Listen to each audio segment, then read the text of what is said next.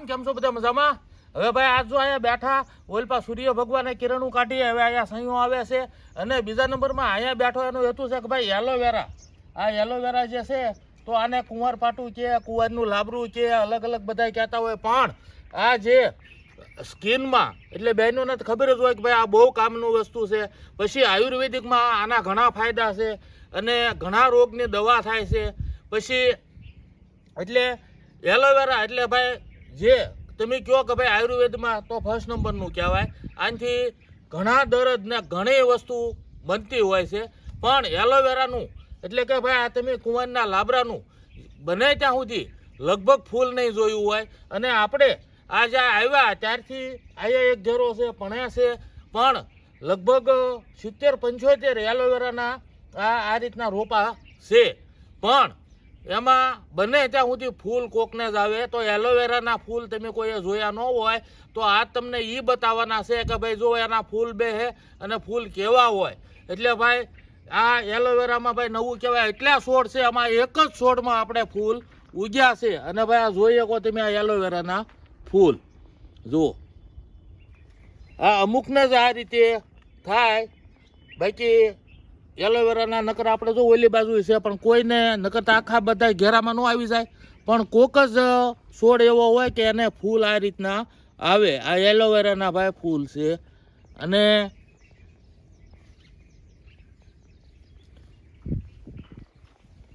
Aloe vera ભાઈ બધી વાતે ગુણકારી. અને અહીંયા આપણે આ તો હવે બાકી પહેલાં જે મકાનને આપણે લાઇટની આતે સગવડ ઓછી હતી તો એલોવેરાને ખેંચી ઊંધું બાંધી અને ઘરમાં નેવે, એટલે નેવું એટલે ભાઈ મકાનનું જે આગળનો ભાગ છે ને નેવું કહેવામાં આવે, નેવું બોલવામાં આવે, નેવે લટકાવી દે એટલે જેથી કરીને ઘરમાં મચ્છર ન આવે.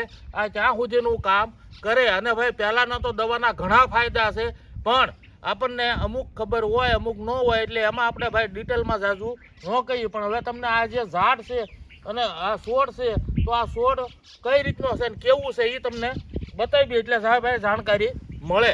અને ભાઈ આ તો નવીન કહેવાય કે ભાઈ એલોવેરાના ભાઈ હવે ફૂલ જોયા. અને હવે ભાઈ આપણે છે ને દૂધી વિશે એવી માહિતી કે આપણે તમને આપી છે કે ભાઈ દૂધી આપણે જ્યારે ચોમાસું બેઠું અને ભાઈ દૂધીનું અમે આપણે લાઈન કરી લગભગ 15 છોડવા દૂધીના વેલાના બી વાવ્યા. પછી વાવીને એટલે ત્યાંથી ત્યાં તો પછી આપણે આમ વળી ખોડી અને વ્યવસ્થિત વેલા ઉપર ચડીએ કે એવું કર્યું હતું, પણ તોય ત્યાં દૂધી ચોમાસું ગયું એટલે પૂરું થઈ ગયું, કાંઈ વેલો આગળ આવ્યો નહીં. પણ ત્યાં રોપતા રોપતા 2 બી વધ્યા, એટલે એમાંથી એક બી નાનું હતું અને એક જ બી સારું હતું, તો એ બી મેં અહીંયા વાવી દીધું. જુઓ હવે આ એક જ વેલો તમે દૂધીનો જુઓ તો ખરા, એક જ વેલો. એટલે એવું નથી કે ભાઈ આપણે જ્યાં ખરીદ કરીને વાવ્યું હોય ત્યાં વધારે થઈ જાય. અને બાકી જો આ એમ નામ આમાં કોઈ વસ્તુ આપણે કરી નહોતી કાંઈ, પણ વેલો ક્યાંથી ક્યાં પગ્યો આ એક જ માનો ને એક જ વેલો છે આ, અને એક જ બી. અને આ દિવાળી પછી બધો આ પહોંચ્યો હમુનો હારો. એટલે આ જ રીતનો ભાઈ ગલકાનો વેલો છે એ તમને બતાવવો છે. પણ આમાં જો તમને બતાવું કે ભાઈ દૂધી તમે આમ જુઓ તો એ આમ નાની બાટલી ટાઈપો બધી લાંબી દૂધી આવતી હોય આ તે, પણ આ દૂધીનો પ્રકાર રીતે સાત ગોળ ટાઈપની અને તુમડા દૂધી કે એ ટાઈપની દૂધી છે. એટલે આયા જુઓ આ 2 દૂધી આયા જુઓ, એક નાની છે એક મોટી છે, પણ આમાં પાસે આ બધી ઉતારી લેવી છે હો આપણે. અને આ બાજુ જુઓ હવે તમે, અને અમુક જગ્યાએ આપણને ખ્યાલ રહેતો હોય ન રહેતો હોય. અને હવે ભાઈ આપણે અહીંયા 2 તો કેટલી ખાઈ શકીએ ભાઈ. એટલે જો આયા જો આ કવડી છે, આ જો તુરમાં લટકે હો. અને ભાઈ તુરનો ફાલ આવેલો છે. પછી ભાઈ જો બીજી બતાવું તમને, જો અહીંયા તે ભાઈ લટકે છે દૂધી જુઓ. હવે કેટલી દૂધી આ ચોથી છે હો. અને હજી એક બતાવું તમને કે ભાઈ આ તો હાવ કોઈ જો ધ્યાન જ નહોતું ગયું. અને હાવ જુઓ હવે આ દૂધી જોઈ લો કવડી છે. એટલે ભાઈ જે વેલો આપણે વધારાનો વાવ્યો હોય એ એટલો પટે અને એટલી દૂધી આવે એ આપણને ખાતરી ન હોય.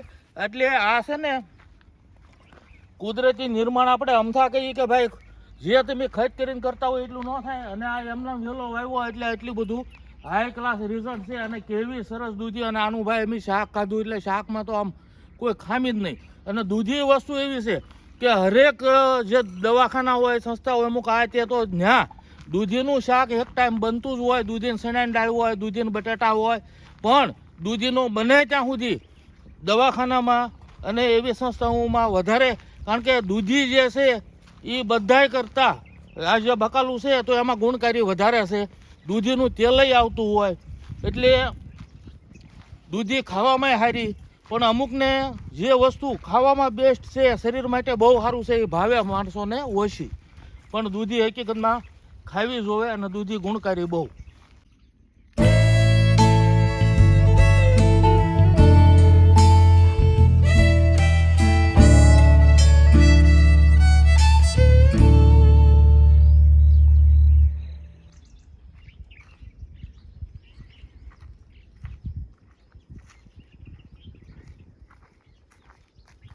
અને ભાઈ આ છે એવડો. એવડો એટલે ભાઈ આપણે જે એડિયું આપે ને ઘઉંમાં નાંચે ને એ આમાંથી એડિયું થાય એટલે આ એવડો છે. આ એવડો આપણે વાવેલો નથી. અહીંયા આપણે હું ઊભો ને એટલું પાણી આવી ગયું હતું ચોમાસામાં, તો આ એરડી થણાને આવ્યું હોય આનો એ એવડો થઈ ગયો. જો આ લુરખો એરડીનો કેવો બેસી ગયો જોરદાર હાઈ ક્લાસ. હું આમાં એરડી આ જે આપણને કાંટા જેવું દેખાય એવી આવે, પછી પ્લીની આવે, અલગ અલગ જાતની એરડી ઘણી આવે. અને એરડીમાં અત્યારે તો ભાઈ આનું વાવેતર થાય છે અને આખા ખેતર એરડીના કરે છે. કારણ કે એરડીનો પાછો જે ખોળ છે એ આપણે ઓર્ગેનિકમાં હાલતો હોય એટલે એ ખોળે છે ઝાડને નાખવાથી ઝાડે બહુ સારા થાય. એટલે આ ભાઈ એરડીનું છે. અને આપણે તમને મેન વાત કરવી છે હવે પાછો ગલકાનો વેલો. તો ગલકાનો વેલો આ જ રીતે કે ભાઈ જો અહીંયા આપણે પાણી ભરાઈ ગયું હતું ત્યારે અહીંયા ગલકાનો વેલો થઈ ગયો હતો. એટલે આ જોઈ જોકો આમાં ગલકા, આ એક નંબર ક્વોલિટી ગલકા હાઈ ક્લાસ. આપણે તો ઘણા ટાઈમથી શાક ખાઈએ છીએ, પણ આ વખતે ઈચ્છા એમ થઈ ગઈ કે ભાઈ આ તમને બતાવું. જો બે અહીંયા બે, પણ જો અહીંયા અમુક વેલા તો મારે સબસ્ટેશનના હિસાબે ઉપરથી કાઢી નાખવા પડ્યા હતા. કારણ કે નકર જો અહીંયા પછી અહીંયા કેટલા ગલકા છે. એટલે આ આપણે ભાઈ આમાં મેન વાત એ છે કે ભાઈ આ વાવ્યા વગરનું છે. જો હજી તો ફૂલ ને આંચન બધું શરૂ જ છે. એટલે કે ભાઈ અહીંયા આપણે આ બી વાવ્યું નહોતું, પણ વરસાદમાં પાણીમાં જે આવી ગયું બી અને આ ઉગી ગયું અને એના એટલા ગલકા થાય છે. એટલે એક કહેવાય ને કે ભાઈ વાડમાં થાય, એ જો આ વાડમાં થાય આનું રિઝલ્ટ. અને આમાં હવે વાડમાં ગલકું જો આ ઉગી ગયું હોય તો આમાં આપણે બીજું શું નાખવા આવ્યા હોય તો વિચાર કરો. કોઈ પણ વસ્તુ કાંઈ કરેલું નથી કે ભાઈ ત્યાં વેલાના આપણે આમથી આમ અડ્યા તો એટલા ગલકાનો ઢગલો થાય છે ને એટલા ગલકા આપણે ખાઈએ છીએ. એટલે ભાઈ આ કુદરતની ગતિ કહેવાય. આ જે વાડીના શેઢે કાંઈ પણ વેલો થયો હોય તો એ એટલું બધું રિઝલ્ટ આપતો હોય. અને હવે આપણે શું હાલ્યા જઈએ છીએ તો ત્યાં પોપટ માટે સૂર્યમુખી વાવી દીધા. એ સૂર્યમુખી બે બાજુ હાઈ ક્લાસ થઈ ગયા છે. ઓલપા આપણે આગળ સૂર્યમુખીનો ઘેરો કર્યો એ હાઈ ક્લાસ થઈ ગયો છે. અને બધામાંથી ખડ કાઢી નાખ્યું છે. અને હવે જે એનો વધવાનો હોય એ વિકાસ સૂર્યમુખીનો થવા મળશે. અને ભાઈ આવી અલગ અલગ જાણકારી, અલગ અલગ માહિતી આપણી વાડીમાં ઘણું જે હોય થયા કરતું હોય. આ ઘઉંમાં જુઓ રિઝલ્ટ સારું છે હાઈ ક્લાસ. અને ત્યાં પાછા આ શેઢે હરગવા છે, હરગવાને હવે ફૂલ આવવા મળ્યા છે. અને આપણી વાડીમાં અલગ અલગ આ બધું થતું હોય તો ટાઈમે જે થતું હોય એ તમને બતાવશું. નવી જાણકારી આપતા રહેવું. અને ભાઈ તમે વિડીયો જોતા રહેજો અને લાઈક શેર સબસ્ક્રાઈબ કરતા રહેજો અને હાઈકનું બટન દબાવજો એટલે ભાઈ જમાવટ થાય. અને ભાઈ અમે નવા વિડીયા બનાવતા રહેવું, તમને બતાવતા રહેવું. તો ભાઈ હવે મળશું આગલા વિડીયોમાં. આવજો. સીતારામ.